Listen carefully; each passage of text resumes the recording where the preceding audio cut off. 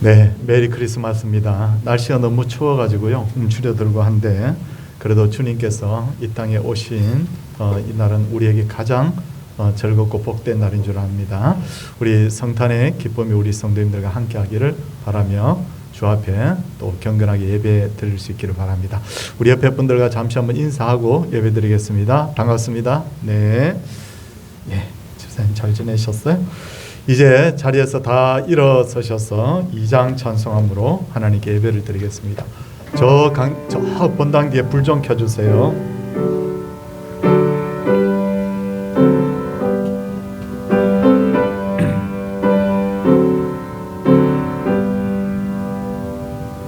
전형 성부 성자 성녀 성삼위일체께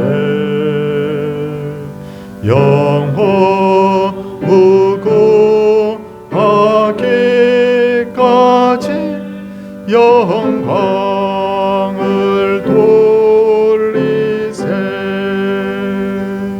영광을 돌리세.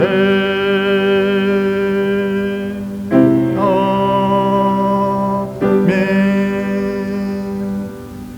자리에 착석해 주시기 바랍니다. 성시 교독은 우리 성탄절 교독문입니다.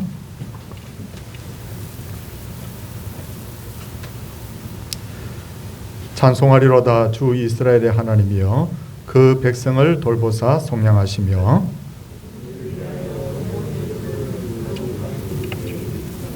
이것은 주께서 예로부터 거룩한 선지자의 입으로 말씀하신 바와 같이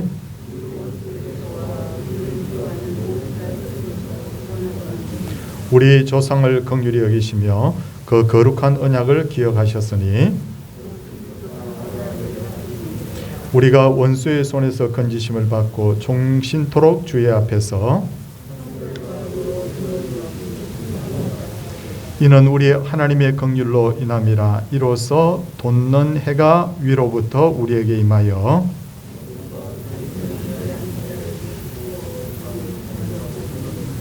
그러므로 주께서 친히 징조를 너희에게 주실 것이라.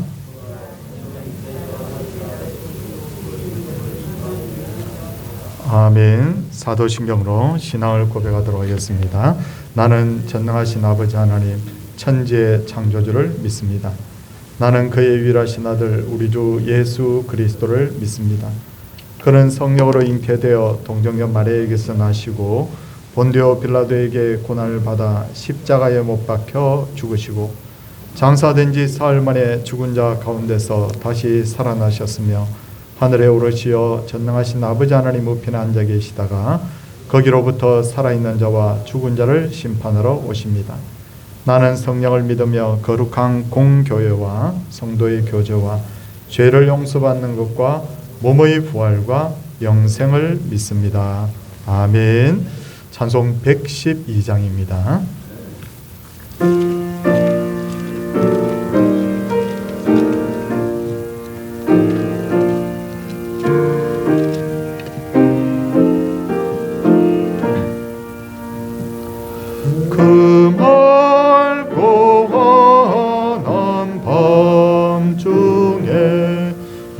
무천사 내려와 그 손에 비파 들고서 다 찬양하기를 평강의 왕이 오시니 다 평안하여라.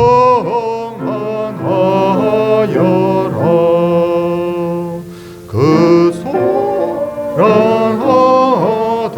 세상이 다 고요하도다.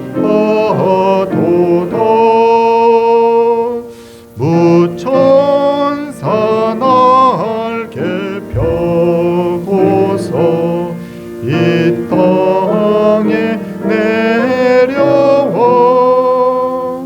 그때에 부른 노래가 또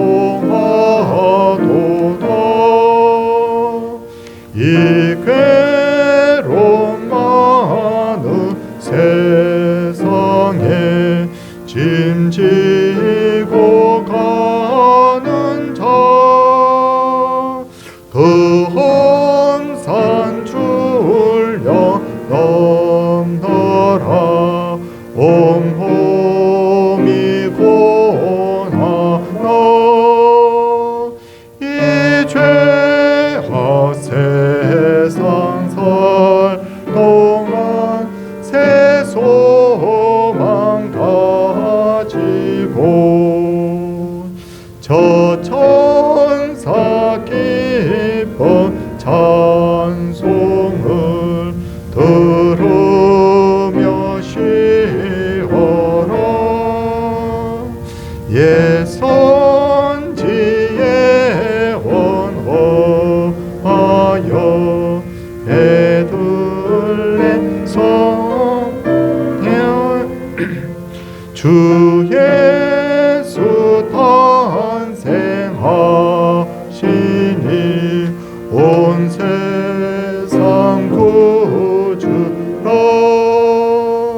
저 천사 기쁜 노래를 또 다시 부르니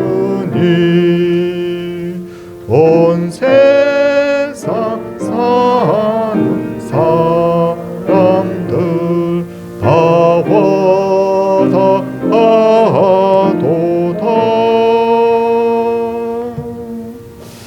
예배를 위해서 정효기 집사님께서 기도 인도하시겠습니다.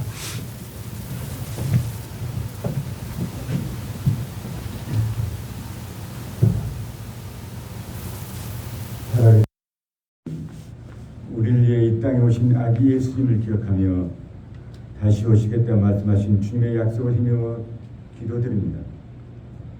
오늘도 우리에게 주신 크신 은혜에 감사와 찬양을 올려드립니다. 지금까지 우리의 모든 삶은 하나님의 전적인 은혜입니다. 우리를 향하신 선하심과 인자하심으로 주 안에 살게 하시니 또한 감사드리옵나이다. 독생자를 이 땅에 보내시기까지 우리를 사랑하신 아버지 하나님, 오늘도 우리와 함께 하시는 하나님을 찬양드립니다. 베들레헴에 낮고 천한 마국간에 오신 예수님을 통하여 우리를 죄에서 구원하시고 은혜 주심에 감사와 찬양과 영광을 올려드립니다. 우리가 독생자 예수 그리스도의 영광을 보게 하시고 그 안에 충만한 은혜와 진리를 깨닫게 하시옵소서. 사랑의 하나님, 무엇보다 올 한 해를 되돌아보면 주님이 주시는 그 감격과 기쁨을 망각하고 세상이 주는 유혹에 빠져 살면서도 부끄럼 없이 살았던 지난날을 회개합니다. 우리의 모든 죄 허물을 용서하여 주옵소서. 사랑의 하나님, 새해에는 오로지 주님만 의지하고 세상을 이길 수 있는 굳건한 믿음을 주시옵소서. 하나님의 영광을 드높이고 빛과 소금의 역할을 감당하는 주의 일꾼이 되게 하옵소서. 항상 주님과 형통하는 삶을 영위하게 하옵소서. 사랑의 하나님, 우리 서울 동산교회를 붙들어 주시기를 간절히 원하옵나이다. 올 한 해도 주님의 은혜 가운데 지켜주시고 인도해 주심에 감사드립니다. 올 한 해가 마무리되는 시점입니다. 은혜 가운데 잘 마무리 짓게 하시고 새해에는 교회가 주님의 은혜 가운데 역동적으로 움직이게 하옵소서. 질적으로 양적으로 성장하게 하시고 주님의 그 지상 명령인 복음의 사명을 감당하게 하시옵소서. 고달프고 삶에 지친 성도들에게 안식과 은총을 경험하게 하옵소서. 하나님을 향한 뜨거운 열정을 회복시켜 주시기를 간절합니다. 특별히 이 교회를 이끌어가신 목사님 능력에 장중에 붙들어 주시고 교회와 양무리를 이끌어가기에 부족함이 없는 귀한 종으로 삼아 주시옵소서. 영적인 권위와 말씀의 능력, 기도의 능력을 주셔서 진정 이 시대에 쓰임받는 귀한 종으로 되게 하옵소서. 또한 가정과 건강도 지켜주시기를 간절히 원합니다. 은혜와 긍휼의 하나님, 오늘도 몸과 마음이 병들어 아픈 상처 부여하고 눈물로 부러지는 주님의 자녀들을 보살펴 주옵소서. 치유의 은혜를 베풀어 주시고 회복의 은혜를 체험하게 없어서 주님의 손으로 친히 안수하셔서 모든 질병이 원케되는 놀라운 역사가 임하게 하시옵소서. 이 나라 이 민족 인도하여 주시기를 간절합니다. 대통령을 비롯한 이정자들 붙들어 주옵시고 나라와 민족을 내어 바른 정치를 하게 하시고 하나님 앞에 바로 서는 민족이 되게 없어서 정치적으로나 경제적으로나 또한 사회적으로 심히 어려운 가운데 있사오니 서로 화합하고 안정이 될 수 있도록 인도하여 주옵소서. 세계 속에 우뚝 서는 성도의 사명을 감당하는 이 나라의 민족이 되게 하옵소서. 사랑의 하나님, 오늘도 주님의 복된 말씀을 들고 단위에 서신 목사님을 성령의 능력으로 강하게 붙들어 주옵시고, 오늘 선포되는 말씀을 통해 우리의 마음에 은혜의 충만을 주시옵고 갈바 심령의 은혜의 풍성으로 채워 주시옵소서. 또한 찬양을 드릴 호산내 찬양대 기이한 찬양을 받아 주시옵소서. 모든 걸 주님께 의지하고 예수님의 이름으로 기도드리옵나이다. 아멘.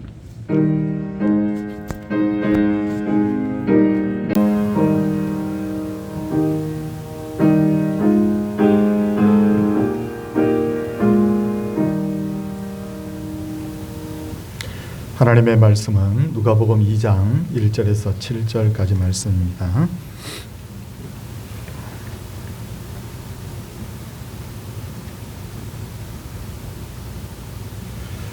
그때 가이사 아구소도가 영을 내려 천하로 다 호적하라 하였으니 이 호적은 구레누가 수리아 총독이 되었을 때 처음 한 것이라. 모든 사람이 호적하러 각각 고향으로 돌아가매 요셉도 다윗의 집 족속이므로 갈릴리 나사렛 동네에서 유대를 향하여 베들레헴이라는 다윗의 동네로 그 약혼한 마리아와 함께 호적하러 올라가니 마리아가 이미 잉태하였더라. 거기 있을 그때 해산할 날이 차서 첫 아들을 낳아 강보로 싸서 구유에 뉘었으니 이는 여관에 있을 곳이 없음이라. 아멘. 호사나 찬양대가 하나님께 찬양 올려.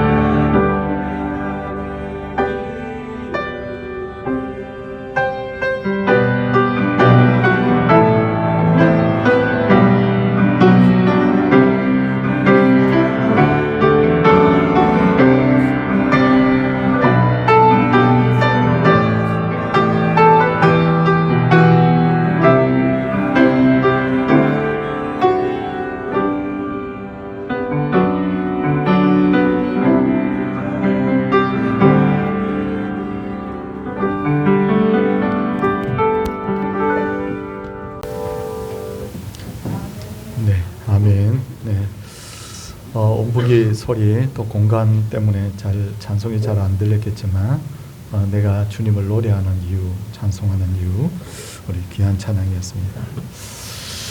대한민국의 수도인 서울 가까운 곳에 구리, 의정부, 수원 이런 도시가 있듯이 이스라엘의 수도인 예루살렘 남서쪽으로 8km 정도 내려가면 베들레헴이라는 작은 도시가 있습니다. 지금 이곳의 이름, 옛날에 우리가 서울이라고 하지 않고 한양이라고 했듯이 옛날에 이 이름은 베이라함이라고 하는데 이곳에서 예수님이 탄생하셨기 때문에 이곳은 작은 곳이지만 세계에서 가장 유명한 도시 중에 하나가 되었습니다. 2000년 전에 살았던 사람들은 이 도시를 유대 베들레헴 에브라다고 불렀는데 그 이유는 북쪽의 갈릴리에 또 베들레헴이라는 도시가 있어요. 그래서 그것과 구별하기 위해서였고 에브라다라고 하는 이름은 오래전 이 도시의 이름이었기 때문에 이것을 함께 이렇게 구별해 붙여서 유대 베들레헴 에브라다라고 그렇게 불렀다고 합니다. 이곳 베들레헴은 도시 크기에 비해서 많은 일들이 있었는데 잘 한번 기억을 한번 해보십시오. 야곱이 사랑하는 그 아내 라헬을 이곳에서 장사 지냈다고 되어 있죠. 그리고 모압 여인 루시 보아스와 이곳에서 결혼을 했고 루스의 후손으로서 나중에 다윗이 이곳에서 태어났고 그리고 가장 결정적으로는 인류의 구원자이신 예수님께서 이곳에서 탄생을 하셨습니다. 근데 따지고 보면 예수님께서 이곳에서 태어나실 이유가 전혀 없습니다. 왜냐하면 예수님의 육신의 부모였던 요셉과 마리아는 이곳으로부터 145km 정도 떨어진 북쪽 갈릴리 나사렛에서 살고 있었기 때문입니다. 이들이 나사렛에서 베들레헴까지 오려고 하면 직선으로 이렇게 오면 조금 빨리 올 수 있지만 유대인들은 사마리아 땅을 밟지 않았기 때문에 사마리아 땅을 우회해서 왔기 때문에 그 시간이 훨씬 오래 걸렸다고 합니다. 그런데도 어째서 예수님이 이 먼 곳에 와서 이 낯선 곳에 와서 태어나게 된 걸까요? 누가복음 2장 1절, 오늘 본문 2장 1절을 한번 보십시오. 그때 가이사 아구스도가 영을 내려 천하로 다 호적하려 하였으니 하고 기록된 것처럼 로마의 황제 가이사 아구스도가 로마 제국의 본토와 모든 식민지에 호적하라고 어명을 내렸던 것입니다. 인구조사를 한 이유가 뭘까요? 첫째는 세금 잘 거두기 위해서, 둘째는 유사시를 위해서 군사력을 이렇게 확보하기 위해서, 세 번째는 효율적인 통치를 하기 위해서입니다. 지금 우리나라도 가끔 인구조사를 합니다. 그런데 지금처럼 과학과 통신이 발달해도 인구조사를 제대로 하는 게 너무너무 힘들기 때문에 우리나라는 국가에서 정해서 약 5년마다 한 번씩 인구조사를 하고 있어요. 그러다 보니 2000년 전 로마 정부는 14년에 한 번씩 인구조사를 했다고 합니다. 인구조사의 정확성을 기하기 위해서 여기저기 흩어져서 막 인구조사를 하게 되면 집계하기가 너무 힘드니까 각각 자기 고향으로 돌아가서 호적하도록 했는데 마리아의 약혼자인 요셉의 고향이 베들레헴, 그는 다윗의 후손이었거든요. 그래서 고향이 베들레헴이었기 때문에 마리아가 만삭이 되었음에도 불구하고 요셉과 마리아는 드디어 베들레헴까지 오게 된 것입니다. 그런데 성도님들, 우리가 여기서 한번 잘 우리가 좀 생각해 봐야 될 것은 로마의 황제 가이사 아구스도 명령을 내렸죠. 그런데 왜 명령 내렸습니까? 내가 필요해서 내 생각대로 이렇게 인구조사를 하라고 했는데 이 인구조사 때문에 예수님이 구약의 예언대로 베들레헴까지 와서 태어나게 됐다는 거죠. 성도님들, 이러보건대 하나님께서는 온 세상의 주인이신과 동시에 하나님을 모르는 사람들의 마음과 생각까지도 다 주장하고 계신다는 거예요. 그리고 하나님은 자연 만물도 다 움직이시죠. 홍해를 가르기도 하시고 풍랑이는 바다를 잔잔케 하시기도 하고 예수님께서는 하나님의 명령이 아니며 허락하지 아니하시면 참새 한 마리도 땅에 떨어지지 않는다고 하셨습니다. 사람의 모든 마음을 주장하시고 자연 만물을 주장하시는 하나님, 바로 우리가 믿는 하나님, 바로 이런 분이에요. 제가 대학교 다닐 때 어느 날 제가 그림을 한 점을 본 적이 있는데 그 그림에 대한 기억이 지금도 남아 있습니다.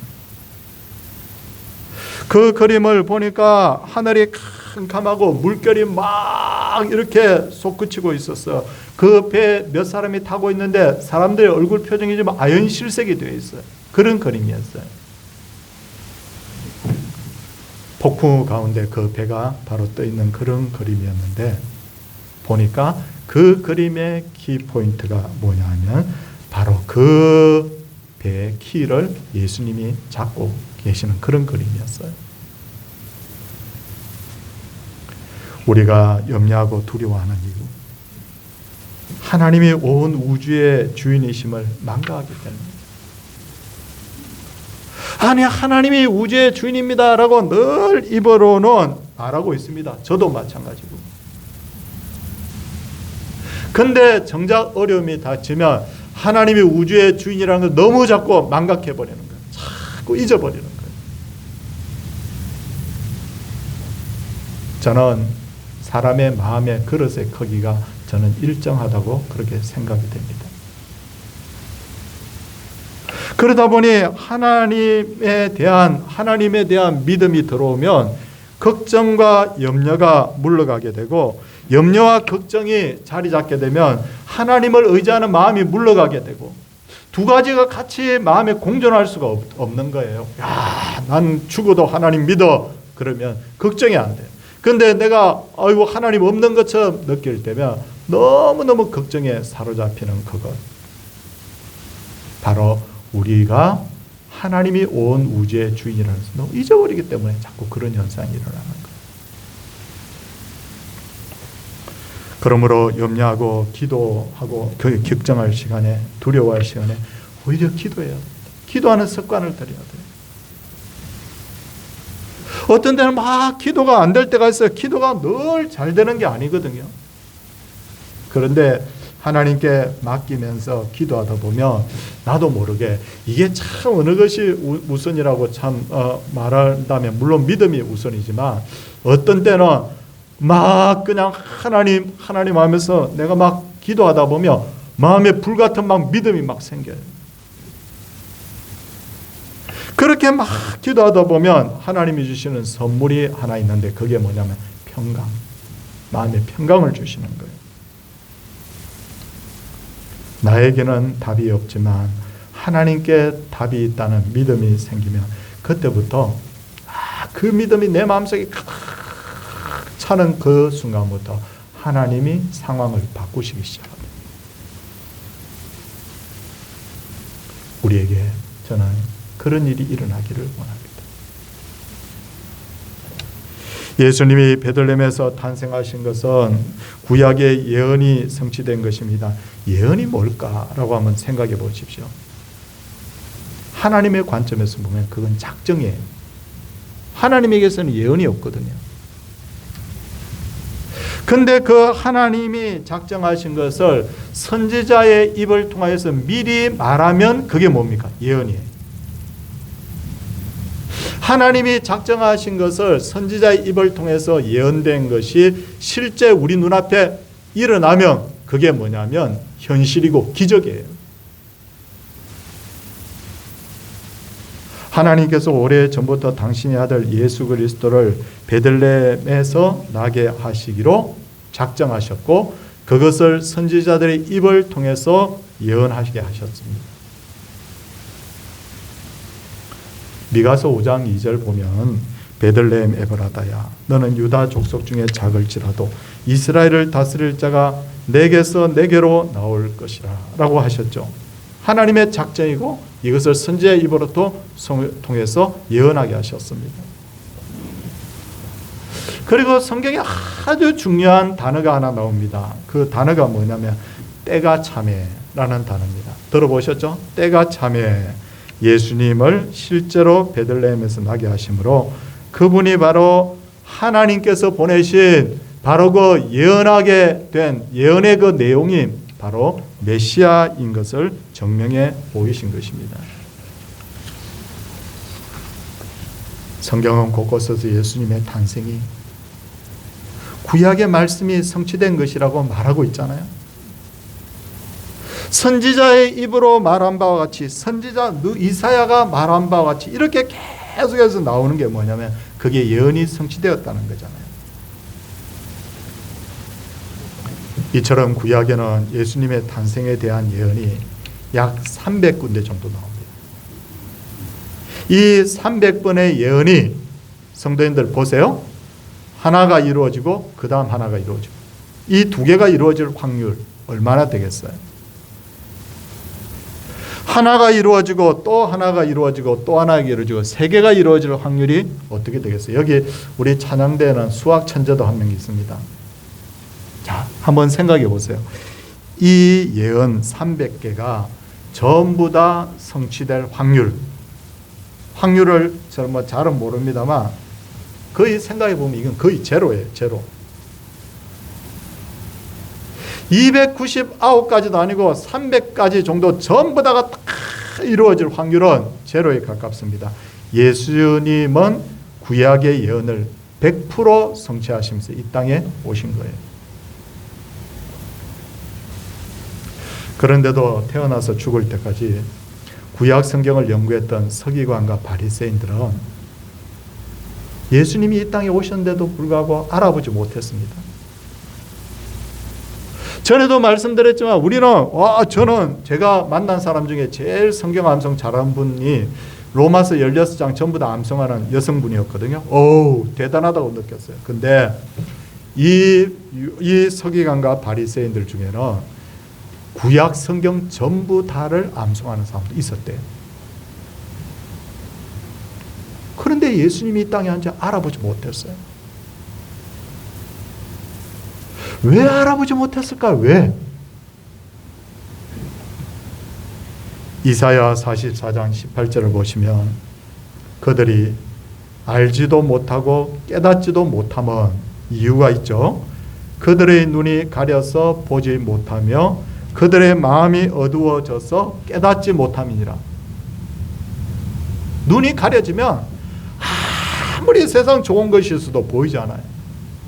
아무리 누가 이야기해도 들리지도 않아요. 마음이 어두워져 있으면 아무리 좋은 것을 보아도 그것 자체를 해석을 못하는 거예요. 깨닫지를 못하는 거예요. 그래서 서기관과 바리새인들이 예수님을 알아보지 못한 것입니다.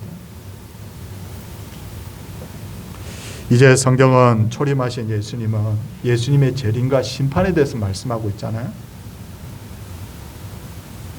예수님의 재림과 심판에 대한 말씀은 예수님의 초림, 아기 예수님으로 이 땅에 오신 그 예수님에 대한 예언보다 훨씬 많습니다. 몇 가지 제가 보겠습니다. 사도행전 1장 11절 보면 예수님께서는 이르되 갈릴리 사람들아 어찌하여 서서 하늘을 이거 예수님에 대한 예언이죠.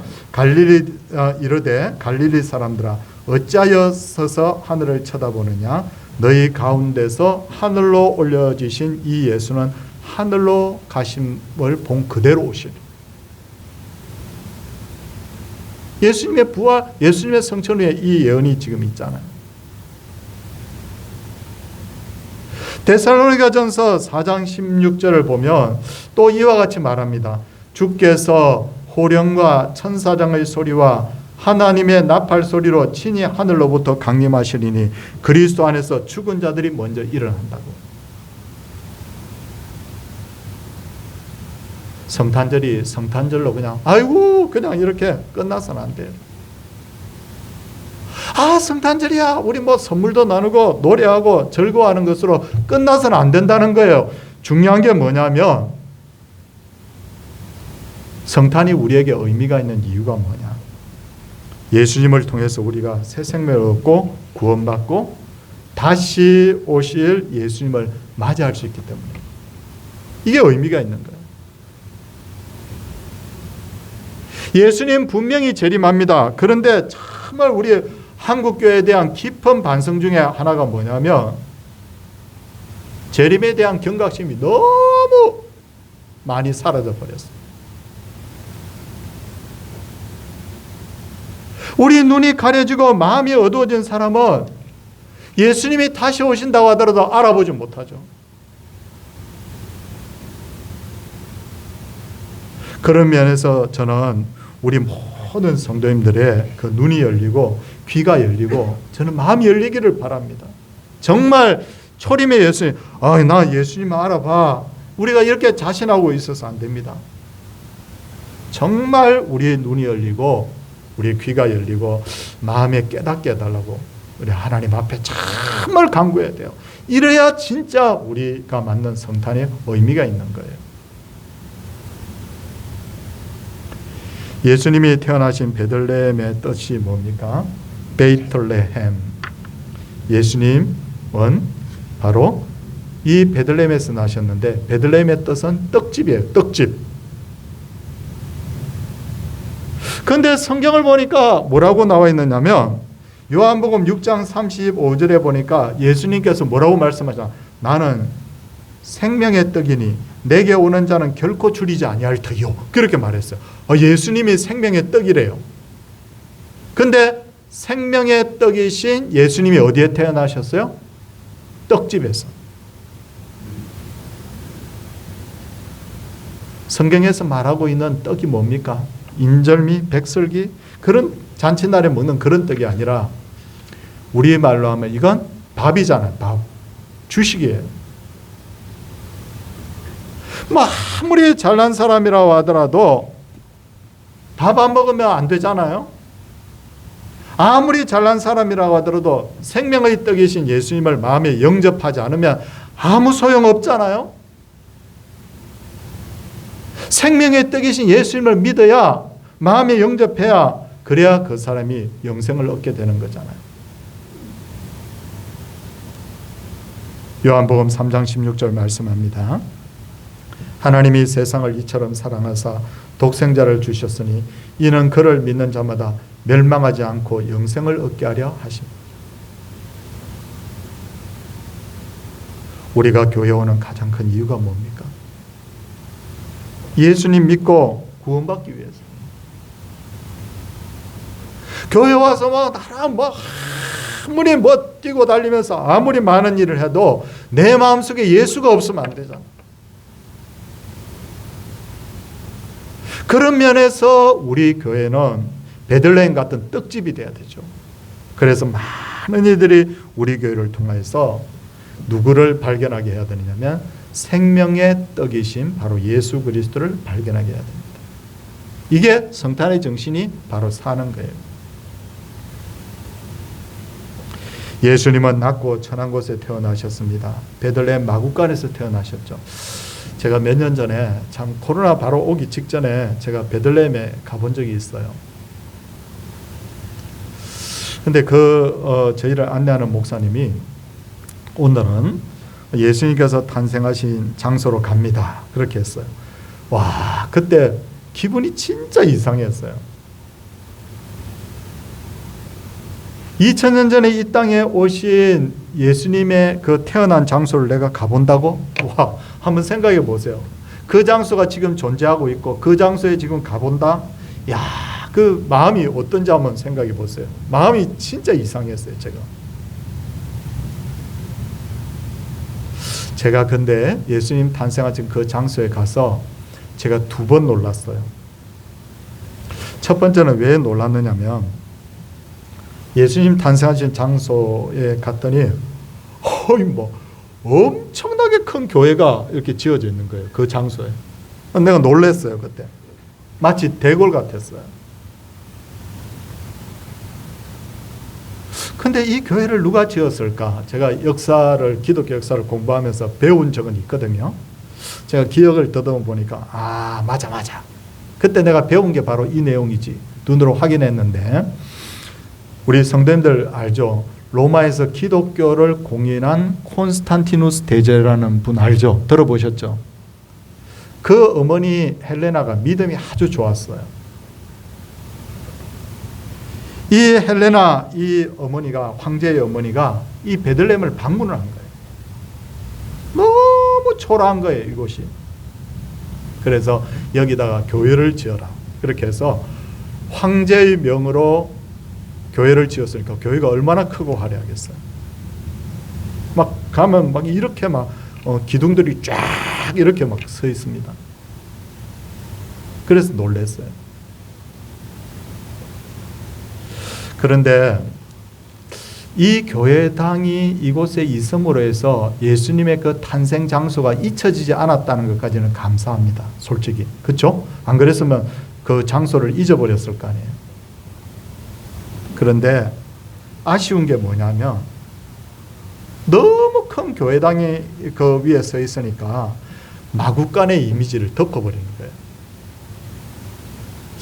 할 수만 있으면 그 마구간을 그대로 보존할 수 있었으면 참 좋지 않았을까. 그러면 야, 예수님께서 여기서 탄생하셨구나, 이런 어떤 감흥이 더 있지 않았을까. 그 생각 하나 했어요, 제가. 그리고 또 하나는 거기에서 제가 이곳이구나 하고 이렇게 교회당을 나가려고 하는데 그 안내 목사님이 계단을 따라 지하실로 가자는 거예요. 그래서 쭉 그냥 따라갔습니다. 따라갔는데 거기에 보니까 예수님이 탄생하신 곳이라고 하는 곳이 그 안에 있는 거예요. 그게 뭐냐면 석회굴의 그 안쪽이에요. 그 석회굴 그 안쪽에 뭐냐면 은색으로 별이 하나 새겨져 있어요, 바닥에. 그게 뭐냐면 오래전 천주교회에서 그 탄생하신 예수님 탄생 장소에 은으로 된 별로 표시를 했어요.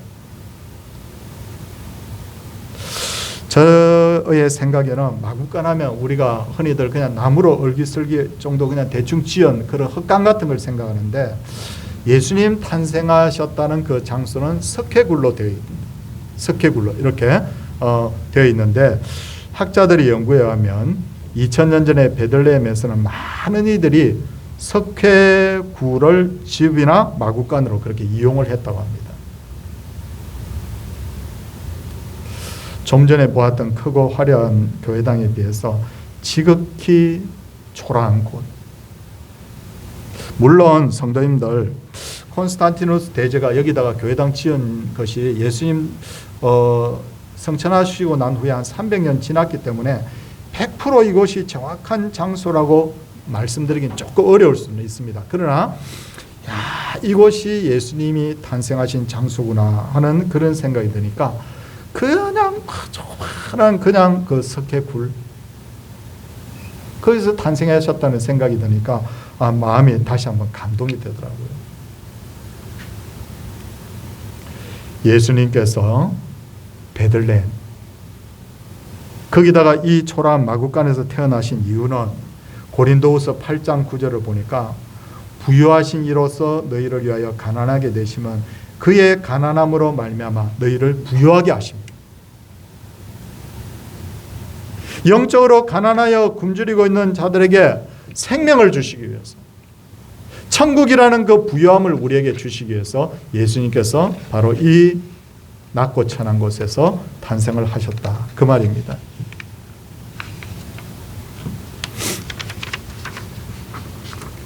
그리고 예수님께서 마구간에서 나신 것은 낮고 천한 자들의 친구가 되시기 위해서. 생각해 보십시오. 어느 날 내가 시골에서 살고 있는데 갑자기 임금님이 나를 보자고 하는 거예요. 임금님이 나를 보자고 하면 막 긴장이 될 것 같아, 저 같으면. 왜 보자고 그러지? 임금님 만나려고 하면 뭐 어떻게 해야 되지? 뭘 입고 가야 되지? 임금님이 뭐라고 말씀하실까? 부담될 것 같아요. 근데 하나님의 아들이신 예수님이 낮고 천한 마구간에서 태어나시니까 동방의 박사들도 찾아오죠. 동방의 박사들이 뭐래요? 쉽게 이야기하면 외국인이잖아요. 외국인이 또 찾아와. 들에서 양을 치던 목자들도 찾아와. 나중에 예수님이 거리에 나타나셨을 때 창녀들, 세리들, 온갖 죄인들이 다 그분 찾아와. 가난한 병자도 찾아와. 예수님이 친히 뭐라고 말씀하셨습니까? 인자는 세리와 죄인의 친구다 그렇게 했죠. 그리고 어린 아이들을 용납하고 내게 오는 것을 금하지 말라고 했어요. 제가 마지막으로 꼭 말씀드리고 싶은 것은요, 주님의 이런 모습을 주님의 몸된 교회도 본받아야 된다. 우리가 남을 대접하거나 구제할 때도 우리가 꼭 필요한 것이 뭐냐면, 내가 갑이 되어서 을에게 시혜를 하는 것처럼 베풀어서는 안 된다는 거예요. 그렇잖아요? 성도님들도 그렇겠지만 저도 대접을 많이 받아본 사람인데, 어떤 데는 보면요, 음식은 너무 화려한데 대접받는 게 별로 마음에 별로 흡족하지 않을 때가 있어요. 제일 대접받을 때 기분 좋을 때가 언제냐면요, 국밥 한 그릇을 먹으면서도 마음이 통하는 사람, 상대방의 진짜 사랑이 느껴지는 그런 대접을 받을 때 진짜 기분 좋아요. 교회도 그래야 됩니다. 가난한 자를 대접할 때 그 사람들 자존심 상하지 않게 해야 됩니다. 대접하는 사람은 섬기는 마음으로 해야 되죠. 어떤 사람은 대접을 해놓거나, 나는 대접을 했는데 저 사람 나 기억도 안 해준다고 이런 이야기 하는데, 그게 대접일까요? 저는 대접은 대접으로 끝나야 된다고 봅니다. 예수님을 믿겠다고 교회를 찾는 분들은 누구든지, 그리고 교회가 차별 없이 대해야 됩니다. 이런 말이 있어요. 거지가 교회 구걸하러 가면 깨끗하게 옷을 입고 가면 10,000원짜리를 주고, 더러운 옷을 입고 가면 1,000원짜리를 준다고. 솔직히 저도 사람이기 때문에 사람이 자꾸 보여요. 근데 이제부터 그런 마음으로 우리 한다면 예수님이 마구간에서 태어나신 것을 본받는 교회가 아니잖아요. 대접은 대접으로 끝나야 되고, 정말 사람을 볼 때 사람 자체를 볼 수 있어야 되고. 오늘 12월 25일은 예수님이 탄생하신 것을 기념하는 성탄절인데, 성도님들 그냥 이건 하나 우리 참고로 하나 기억하십시오. 그리스 정교회라고, 우리하고 교파가 다른 쪽에서는 1월 7일이 성탄절이에요. 1월 7일. 그리고 또 아르메니아 교회, 이런 교회들 사실은 좀 이단적인 어떤 그런 교회들입니다. 근데 1월 19일을 성탄절로 지키기도 하고, 천주교하고 우리 개신교는 12월 25일을 성탄절로 지킵니다. 근데 성경적으로 볼 때 예수님이 탄생하신 정확한 날짜는 알 수가 없어요. 성경이 말하고 있지 않으니까 추측만 할 뿐이죠. 그런데도 우리가 12월 25일을 성탄절로 정해서 지키는 이유가 뭐냐면, 이 날 자체에 의미를 두는 게 아니죠. 날 자체를 가지고 1월 7일 성탄절이지 왜 12월 25일이 성탄절이, 이렇게 이거 자체를 지금 논하고자 하는 게 아닙니다. 중요한 게 뭐냐면, 예수님이 왜 이 땅에 오셨는가, 우리가 그분의 삶을 본받는 교회가 되기 위해서 어떻게 살아야 될 것인가, 정말 작은 예수로 내가 살기로, 내가 주님 앞에 오늘도 내가 그 마음을 내가 먹는다고 하면 그게 진짜 메리 크리스마스가 되고 정말 진정한 성탄이 되는 거예요. 오늘도 이 성탄의 기쁨이 우리 모든 성도님들과 함께 하시기를 주님의 이름으로 축원을 드립니다. 이 시간에는 우리 성탄 예물을 우리 구별하여서 드리도록 하겠습니다. 우리 헌금에 수정될 분 두 분만 앞으로 잠깐 모시도록 하겠습니다. 예, 우리 절기 헌금은 이렇게 기도한 후에 예배 중간에 지금 드리고 있습니다.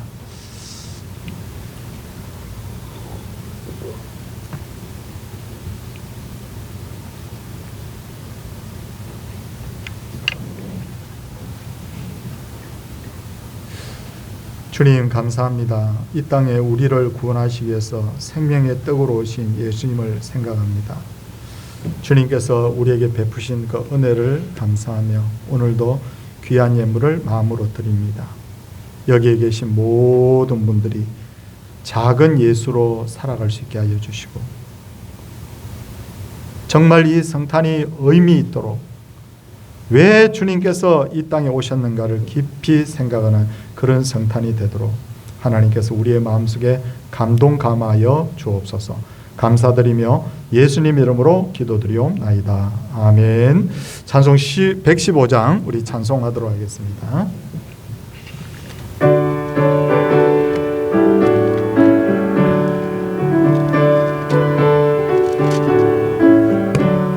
기쁘다 구주 오셨네. 만백성 맞으라. 온 교회여 다 일어나. 다 찬양하여라. 다 찬양하여라. 다 찬양하여라. 구세주 탄생했으니 다 찬양하여라. 이 세상에 만물들아 다 화답하여라. 다 화답하여라. 다 화답하여라.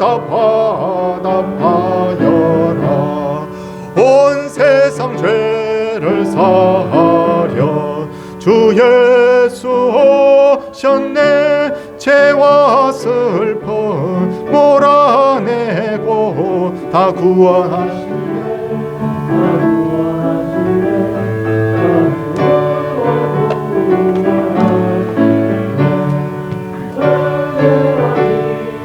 대신 주 다 주가 하시니 만국 백성 구주 앞에 다 경배하여라. 다 경배하여라. 다 경배하여라.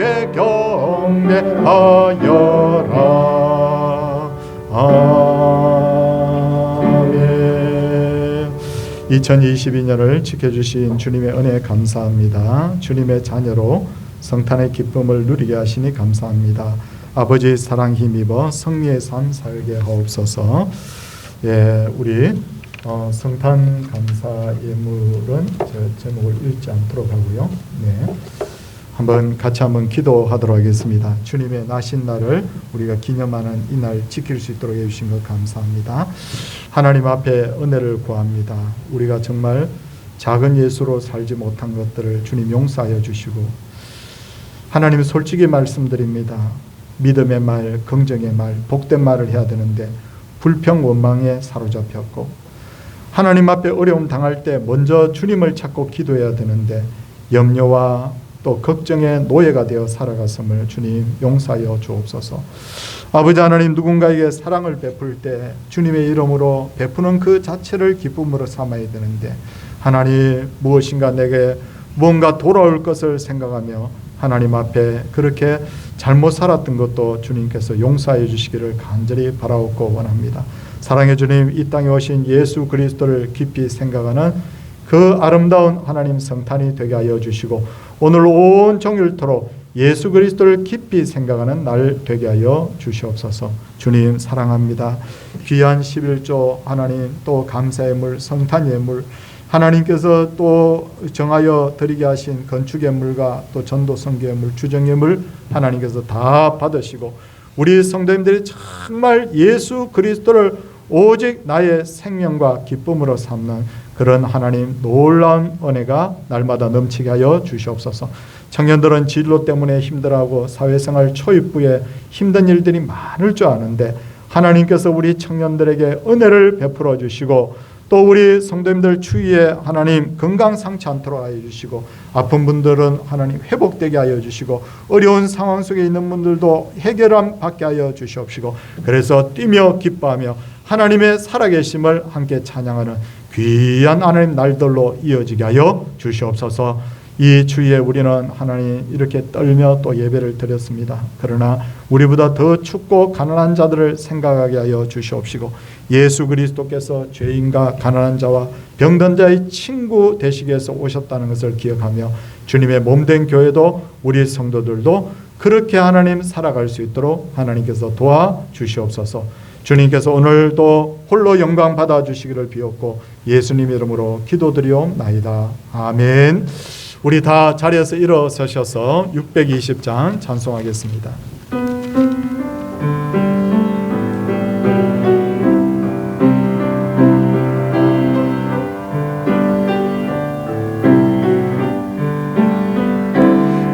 어디에 모인 우리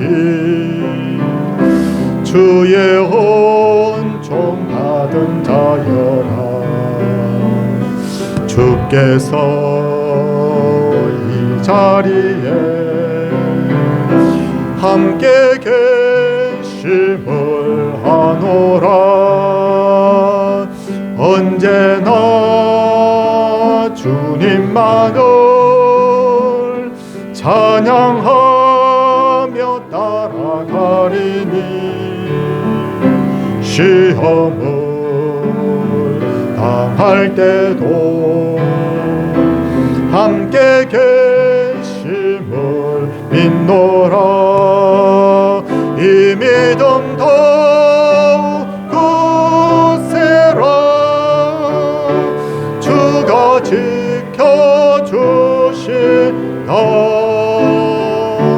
어두운 밤에도 주의 밝음 인도하여 주신다.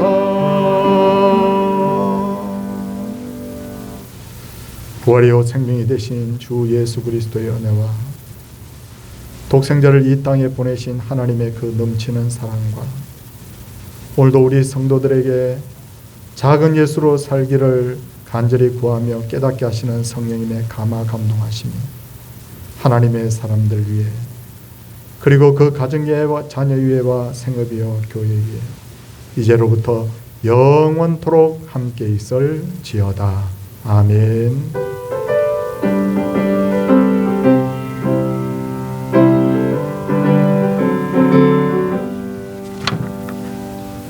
예, 자리에 착석해 주시기 바라고요. 추우시죠? 예. 아유, 저도 막 이렇게 아침에 첫 시간 이렇게 설교를 하려고 하면 막 몸이 풀리질 않아 가지고요. 저도 막 너무 춥고 또 이렇게 설교하기도 좀 쉽지 않고 그렇습니다만 그러나 하나님의 은혜가 우리에게 임하기를 원합니다. 오늘 3부 예배는 우리 성탄 축하 행사로 할 거고요. 그리고 31일 토요일 밤 9시에 우리 송구영신 예배 드립니다. 물론 하나님 앞에 헌물도 드려야 되지만 꼭 부탁드릴 것은 우리 기도 카드를 다 주보에 끼워드렸습니다. 그래서 새해 내가 꼭 이루어지기를 원하는 기도 제목을 거기다 적어서 가지고 오십시오. 그러면 예배 중간에 하나님께 드리는 시간 잠시 가지겠습니다. 그리고 2부 예배 후에 주일학교 수료식이 있고 재정장부 우리 정훈 집사님이나 사무실 꼭 오늘까지 제출 부탁드리겠습니다. 요람이 준비되어 있습니다. 그래서 요람을 한 번씩 가져가 주시기를 바라고요. 그리고 오늘 성탄 행사 후에 우리 정기당에 있고 다음 주에 정기제식회 있습니다. 잠시 임명을 좀 하도록 그렇게 하겠습니다. 우리 프로젝터 잠깐 비춰주십시오. 추가 광고가 있습니다. 일부에 참석하시는 성도님들은 나가실 때 선물 받아 가시기 바랍니다. 장로님들이 준비한 비누와 교회에서 준비한 조그만 성탄 선물이 준비되어 있다고 합니다. 하나씩 꼭 받아 가시기 바랍니다. 자, 그 다음 한번 보여주십시오.